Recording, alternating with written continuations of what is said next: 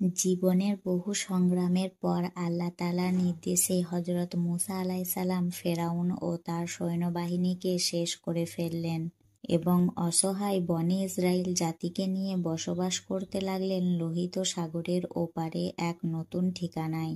এর মধ্যে ঘটে যায় বিভিন্ন ঘটনা এবং বয়ে যায় সময়ের পর সময়।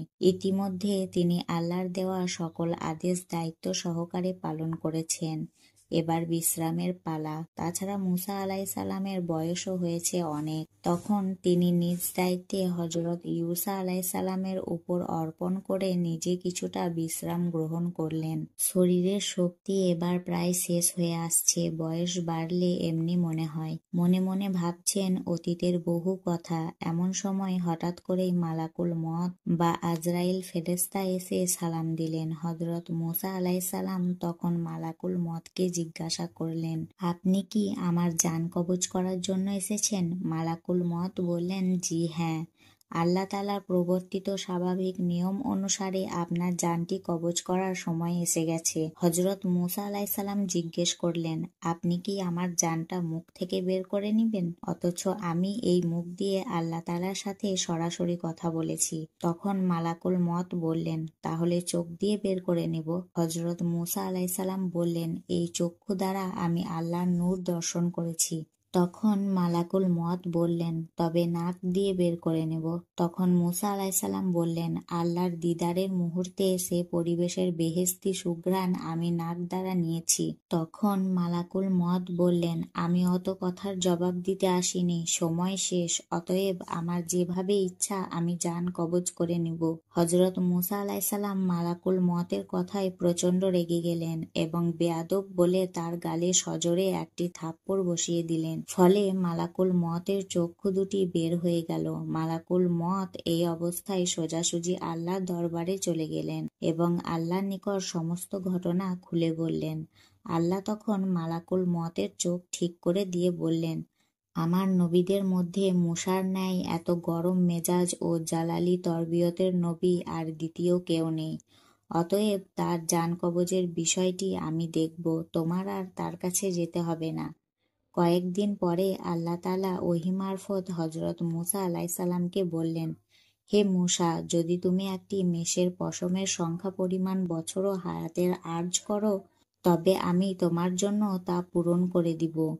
তুমি কত বছর পৃথিবীতে বসবাস করো, তত বছর পৃথিবীতে বসবাস করতে পারবে। হযরত মুসা আলাইহিসসালাম এ কথা শুনে ভাবলেন, তারপরে তো অবশ্যই মৃত্যুবরণ করতে হবে, আর এই দীর্ঘ বছর পৃথিবীতে কষ্ট ক্লেশ করেই কাটাতে হবে, যেমনটা ইতিপূর্বে কাটাতে হয়েছে। অতএব সবচাইতে নিরাপদ স্থান আল্লাহর সান্নিধ্য লাভ, এটি অনেক উত্তম। তাই তিনি বললেন, আল্লাহ, আমার নির্ধারিত হায়াতের পরে আমি আপনার সান্নিধ্য লাভ করতে চাই। আমি যে আপনাকে বড্ড বেশি ভালোবাসি, আপনার নৈকট্য আমার কামনা। তবে হে প্রভু, আমাকে পৃথিবী থেকে বিদায় গ্রহণের পূর্বে আর একবার তুর পাহাড়ে আপনার দর্শন দিন। আমার এই শেষ আবেদনটুকু আপনি কবুল করুন।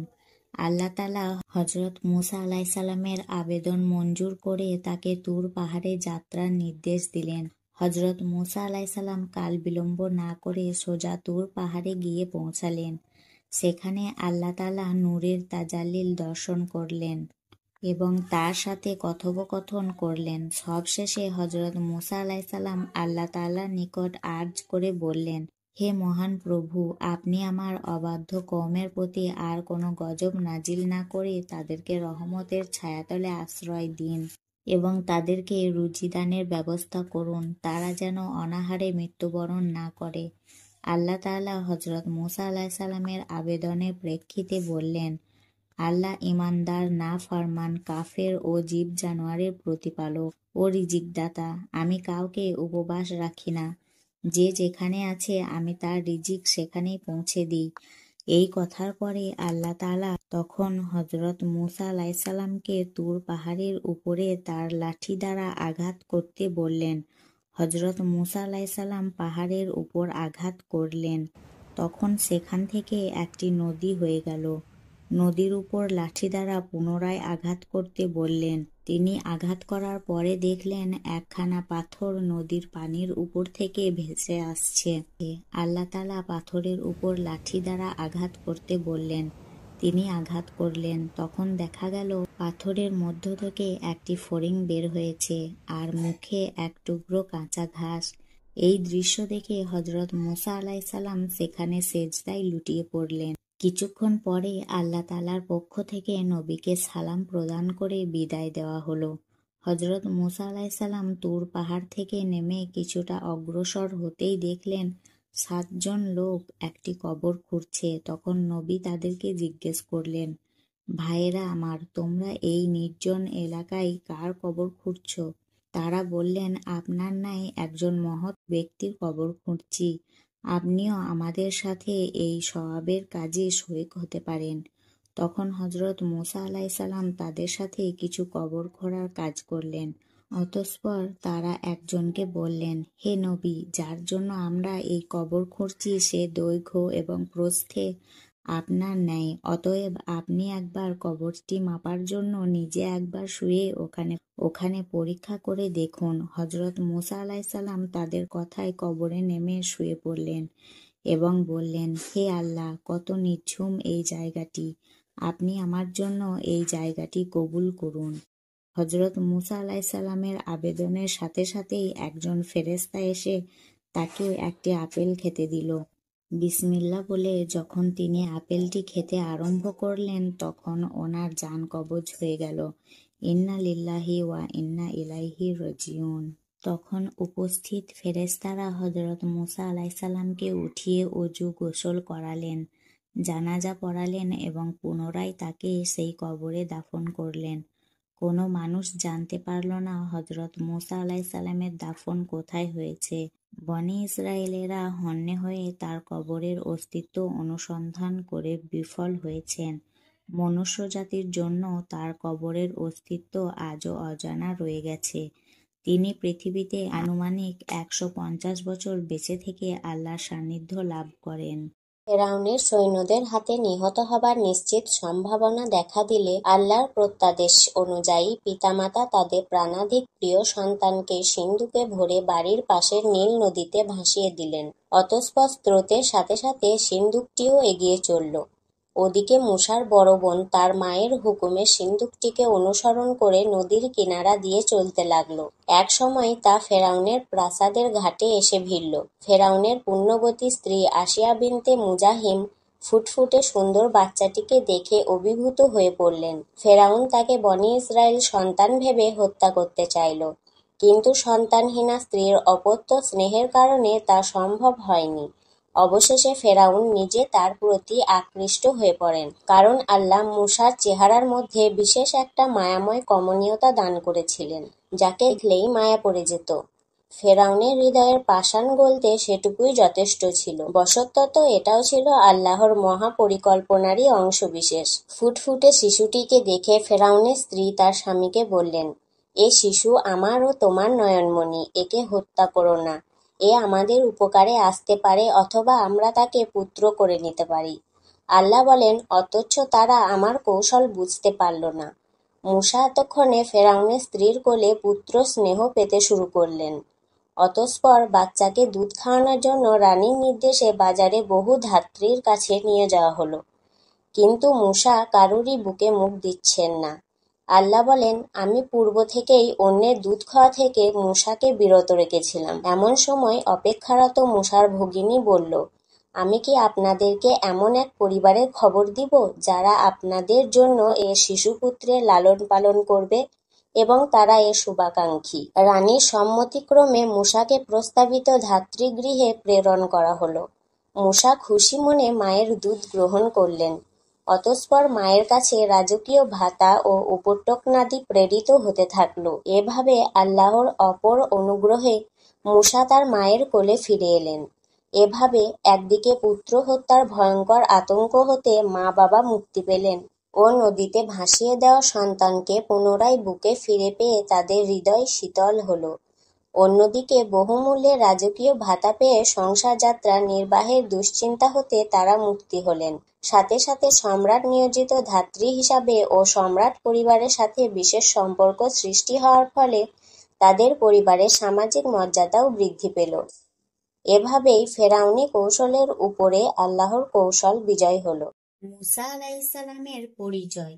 মুসা ইবনে ইমরান বিন কাহিস বিন আজির বিন লাভি বিন ইয়াকুব বিন ইসাক বিন ইব্রাহিম আলাইহিসসালাম অর্থাৎ মুসা হলেন ইব্রাহিম আলাইহিসসালামের ৮তম অধস্তন পুরুষ।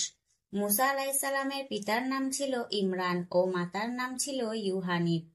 তবে মায়ের নামের ব্যাপারে মতভেদ আছে। উল্লেখ্য যে মারিয়াম আলাইহিসসালামের পিতার নামও ছিল ইমরান, যিনি ছিলেন হযরত ঈসা আলাইহিসসালামের নানা। মুসা ও ঈসা উভয় নবী ছিলেন বনী ইসরাইল বংশীয় এবং উভয়ে বনী ইসরাইলের প্রতি প্রেরিত হয়েছিলেন। মুসার জন্ম হয় মিশরে এবং লালিত পালিত হন মিশর সম্রাট ফেরাউনের ঘরে। তার সহোদর ভাই হারুন আলাইহিসসালাম ছিলেন তার চেয়ে ৩ বছরের বড় এবং তিনি মুসা আলাইহিসসালামের ৩ বছর পূর্বেই মৃত্যুবরণ করেন। উভয়ের মৃত্যু হয় মিশর ও শামের মধ্যবর্তী তীরপ্রান্তরে বনী ইসরায়েলের ৪০ বছর আটক থাকাকালীন সময়ে। মাওলানা মওদুদী বলেন, মুসা আলাইহিসসালাম ৫০ বছর বয়সে নবী হয়ে ফেরাউনের দরবারে পৌঁছেন। অতঃপর ২৩ বছর দ্বন্দ্ব সংগ্রামের পর ফেরাউন ডুবে মরে এবং বনী ইসরাইল মিশর থেকে বেরিয়ে যায়। এ সময় মুসা আলাইহিসসালামের বয়স ছিল সম্ভবত ৮০ বছর। তবে মুফতি মোহাম্মদ শফি বলেন, ফেরাউনের জাদুকরদের সাথে মোকাবেলার ঘটনার পর ঐতিহাসিক বর্ণনা অনুযায়ী মুসা আলাইহিসসালাম ২০ বছর যাবৎ মিশরে অবস্থান করেন। এ সময় আল্লাহ মুসা আলাইহিসসালামকে ৯টি মুজেজা দান করেন। উল্লেখ্য যে আদম, ইয়াহইয়া ও ঈসা আলাইহিসসালাম ব্যতীত প্রায় সকল নবী ৪০ বছর বয়সে নবুয়ত লাভ করেছিলেন। মুসাও ৪০ বছর বয়সে নবুয়ত লাভ করেছিলেন বলে অধিকাংশ বিদ্বান মত পোষণ করেছেন। সে মতে আমরা মুসা আলাইহিসসালামের বয়সকে নিম্নরূপে ভাগ করতে পারি, যেমন প্রথম ৩০ বছর মিশরে, তারপর ১০ বছর মাদিয়ানে, তারপর মিশরে ফেরার পথে তুর পাহাড়ের নিকটে তুবা উপত্যকায় ৪০ বছর বয়সে নবুয়ত লাভ, অতঃপর ২০ বছর মিশরে অবস্থান করে সেখানকার অধিবাসীদেরকে তাওহীদের দাওয়াত প্রদান, তারপর ৬০ বছর বয়সে বনী ইসরায়েলদের নিয়ে মিশর হতে প্রস্থান এবং ফেরাউনের সলিল সমাধি, অতঃপর আদি বাসস্থান কেনআন অধিকারী আমেলেকাদের বিরুদ্ধে জিহাদের হুকুম অমান্য করায় অবাধ্য ইসরায়েলদের নিয়ে ৪০ বছর যাবৎ তীরপ্রান্তরে উন্মুক্ত কারাগারে অবস্থান ও বায়তুল মুকাদ্দাসের সন্নিকটে মৃত্যুবরণ। সম্ভবত ৮০ থেকে ১০০ বছর বয়সের মধ্যে মুসা আলাইহিসসালামের কবর হয় বায়তুল মুকাদ্দাসের উপকণ্ঠে। আমাদের নবী সাল্লাল্লাহু আলাইহি ওয়াসাল্লাম সেখানে একটি লাল ঢিবির দিকে ইশারা করে সেখানেই মুসা আলাইহিসসালামের কবর হয়েছে বলে জানিয়েছেন। উল্লেখ্য যে আদম আলাইহিসসালাম থেকে ইব্রাহিম আলাইহিসসালাম পর্যন্ত ১০ থেকে ১২ জন নবী বাদে শেষ নবী মুহাম্মদ সাল্লাল্লাহু আলাইহি ওয়াসাল্লামের আগমনের পূর্ব পর্যন্ত পৃথিবীতে আগত সর্বমোট ১,২৪,০০০ নবী রাসূলের প্রায় সবাই ইসরায়েল বংশের ছিলেন এবং তারা ছিলেন সেমেটিক, কেননা ইব্রাহিম আলাইহিসসালাম ছিলেন সাম বিন নূহ এর ৯তম অধস্তন পুরুষ। এজন্য ইব্রাহিমকে আবুল আম্বিয়া বা নবীদের পিতা বলা হয়। একদিন হযরত মুসা আলাইহি ওয়াসাল্লাম আল্লাহ তাআলার কাছে আরজ করলেন, হে দয়াময় প্রভু, আমার উম্মতের মধ্যে সবথেকে খারাপ ব্যক্তি কে, আমাকে দেখিয়ে দিন। তখন দূর থেকে একটি আওয়াজ ভেসে এলো, ঠিক আছে, কাল সকালে তুমি ওই পথের ধারে বসে থেকো। সর্বপ্রথম যে ব্যক্তি এই পথ দিয়ে অতিক্রম করবে সে ব্যক্তিটি হলো তোমাদের মধ্যে সবচেয়ে খারাপ ব্যক্তি। হযরত মুসা আলাইহি ওয়াসাল্লাম পরের দিন ঠিক সময় মতো নির্দিষ্ট স্থানে বসে রইলেন। কিছুক্ষণ পর তিনি দেখতে পেলেন এক ব্যক্তি একটি ছোট ছেলেকে কোলে করে তার সামনে দিয়ে অতিক্রম করল। তখন হযরত মুসা আলাইহি ওয়াসাল্লাম তাকে দেখে মনে মনে বললেন, ও, তাহলে এই ব্যক্তি আমার উম্মতের সবচেয়ে খারাপ ব্যক্তি। এই ঘটনার কিছুদিন পর পুনরায় হযরত মুসা আলাইহি ওয়াসাল্লামের ইচ্ছা হলো তার উম্মতের সবচেয়ে ভালো ব্যক্তিকে তাকে দেখতে। তাই তিনি আল্লাহর নিকট আরজ করলেন, হে দয়াময় প্রভু, আমাকে এবার আমার উম্মতের মধ্যে সবচেয়ে ভালো ব্যক্তিকে তাকে দেখান। তখন অদৃশ্য থেকে আগের মতোই আওয়াজ ভেসে এলো, হে মূসা, তুমি সেই পথের ধারে আগের মতোই বসো। সন্ধেবেলায় সেই রাস্তা দিয়ে যে ব্যক্তি সর্বপ্রথম আসবে সে হলো তোমার উম্মতের মধ্যে সবচেয়ে ভালো মানুষ। আগের মতো হযরত মূসা আলাইহিস সালাম সন্ধ্যাবেলায় নির্দিষ্ট স্থানে বসে রইলেন। কিছুক্ষণ অপেক্ষা করার পর তিনি দেখলেন সকালে যেই ব্যক্তিটি ছোট ছেলেকে কোলে করে নিয়ে যাচ্ছিল সেই ব্যক্তিটি আসছে। তখন তাকে দেখে হযরত মূসা আলাইহিস সালাম খুব অবাক হলেন এবং গভীর চিন্তায় পড়ে গেলেন। হযরত মূসা আলাইহিস সালাম আল্লাহর নিকট জিজ্ঞাসা করলেন, হে আল্লাহ, এটা কিভাবে সম্ভব? সকালে যে ব্যক্তিটি সবচেয়ে খারাপ ছিল সন্ধ্যায় সে কিভাবে সবচেয়ে ভালো হয়ে গেল? তখন অদৃশ্য থেকে মহান স্রষ্টা আল্লাহ তাআলা উত্তর দিলেন, হে মূসা, সকালে যখন ব্যক্তিটি তার ছেলেকে সাথে নিয়ে তোমাকে অতিক্রম করে জঙ্গল প্রবেশ করলো তখন তার ছেলে তাকে প্রশ্ন করেছিল, জঙ্গল কত বড় বাবা? সে ব্যক্তি উত্তরে বলেছিল, অনেক বড়। ছেলেটি আবার প্রশ্ন করল, বাবা, জঙ্গল থেকে বড় কি কোনো কিছু আছে? তখন তার বাবা বলেছিল, হ্যাঁ বাবা, ওই পাহাড়গুলো জঙ্গল থেকে অনেক বড়। ছেলেটি পুনরায় প্রশ্ন করল, পাহাড় থেকে কি বড় কিছু আছে বাবা? তার বাবা উত্তরে বলল, আছে, এই আকাশ। ছেলে আবার তার বাবাকে প্রশ্ন করল, আকাশ থেকে কি বড় কিছু আছে? সে ব্যক্তি বলল, হ্যাঁ, আমার পাপের পরিমাণ আকাশ থেকেও বড়। ছেলে তার বাবার উত্তর শুনে বলল, বাবা, তোমার পাপ থেকে বড় কি কোনো কিছুই নেই? তখন সেই ব্যক্তি চিৎকার দিয়ে কান্না করে লজ্জিত হয়ে গম্ভীর স্বরে বলল, আছে বাবা, আমার পাপ থেকেও আল্লাহর রহমত অনেক বড়। হে মূসা, এই ব্যক্তির নিজের পাপের অনুভূতি ও অনুশোচনা আমার এত পছন্দ হয়েছে যে আমি তার সকল পাপ ক্ষমা করে দিয়ে তোমার উম্মতের সবচেয়ে খারাপ ব্যক্তি থেকে সবচেয়ে ভালো ব্যক্তি বানিয়ে দিয়েছি। আল্লাহু আকবার। হে আল্লাহ, আপনি আমাদের সকলকে আমাদের পিছনের গুনাহের কথা সব সময় স্মরণ করে সামনের দিনগুলোতে সত্য পথ চলার তৌফিক দান করুন। আমিন। আপনার পাপ যতই বড় হোক না কেন, আল্লাহর রহমত তার চেয়েও বড়। তাই যখনই নিজের ভুল বুঝতে পারবেন তখনই সাথে সাথে আল্লাহর দরবারে তওবা করবেন এবং পূর্বের গুনাহ আর না করার দৃঢ় সংকল্প করবেন। ইনশাআল্লাহ দয়াময় আল্লাহ তাআলা আপনাকে মাফ করে দিবেন। মুসা ইবনে ইমরান বিন কাহিস বিন আজের বিন লাভি বিন ইয়াকুব বিন ইসাক বিন ইব্রাহিম আলাইহিসসালাম, অর্থাৎ মুসা হলেন ইব্রাহিম আলাইহিসসালামের 8তম অধস্তন পুরুষ। মুসা আলাইহিসসালামের পিতার নাম ছিল ইমরান ও মাতার নাম ছিল ইউহানিব। তবে মায়ের নামের ব্যাপারে মতভেদ আছে। উল্লেখ্য যে মারিয়াম আলাইহিসসালামের পিতার নামও ছিল ইমরান, যিনি ছিলেন হযরত ঈসা আলাইহিসসালামের নানা। মুসা ও ঈসা উভয় নবীই ছিলেন বনী ইসরাইল বংশীয় এবং উভয়ে বনী ইসরাইলের প্রতি প্রেরিত হয়েছিলেন। মুসার জন্ম হয় মিশরে এবং লালিত পালিত হন মিশর সম্রাট ফেরাউনের ঘরে। তার সহোদর ভাই হারুন আলাইহিসসালাম ছিলেন তার চেয়ে 3 বছরের বড় এবং তিনি মুসা আলাইহিসসালামের 3 বছর পূর্বেই মৃত্যুবরণ করেন। উভয়ের মৃত্যু হয় মিশর ও শামের মধ্যবর্তী প্রান্তরে বনী ইসরাইলে 40 বছর আটক থাকাকালীন সময়ে। মাওলানা মওদুদী বলেন, মুসা আলাইহিসসালাম 50 বছর বয়সে নবী হয়ে ফেরাউনের দরবারে পৌঁছেন। অতঃপর 23 বছর দ্বন্দ্ব সংগ্রামের পর ফেরাউন ডুবে মরে এবং বনী ইসরাইল মিশর থেকে বেরিয়ে যায়।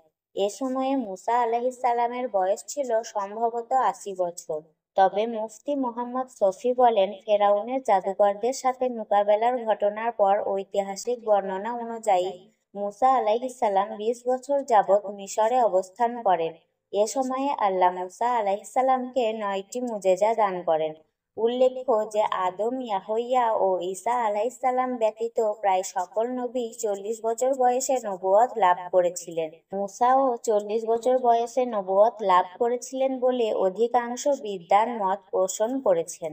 সে মতে আমরা মুসা আলাইহিসসালামের বয়সকে নিম্নরূপে ভাগ করতে পারি, যেমন প্রথম 30 বছর মিশরে, তারপর 10 বছর মাদিয়ানে, তারপর মিশরে ফেরার পথে তুর পাহাড়ের নিকটে তুবা উপত্যকায় 40 বছর বয়সে নবুয়ত লাভ, অতঃপর 20 বছর মিশরে অবস্থান করে সেখানকার অধিবাসীদেরকে তাওহীদের দাওয়াত প্রদান, তারপর 60 বছর বয়সে বনী ইসরায়েলদের নিয়ে মিশর হতে প্রস্থান এবং ফেরাউনের সলিল সমাধি, অতঃপর আদি বাসস্থান কেনআন অধিকারী আমালেক্কাদের বিরুদ্ধে সিহাদার হুকুম অমান্য করায় অবাধ্য ইসরায়েলদের নিয়ে 40 বছর যাবৎ দ্বীপ্রান্তরে উন্মুক্ত কারাগারে অবস্থান ও বাইতুল মুকাদ্দাসের সন্নিকটে মৃত্যু, সম্ভবত 80 থেকে 100 বছর বয়সের মধ্যে।